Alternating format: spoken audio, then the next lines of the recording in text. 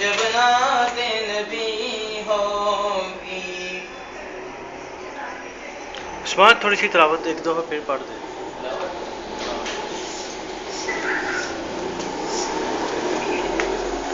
أعوذ بالله من الشيطان الرجيم بسم الله الرحمن الرحيم صبغة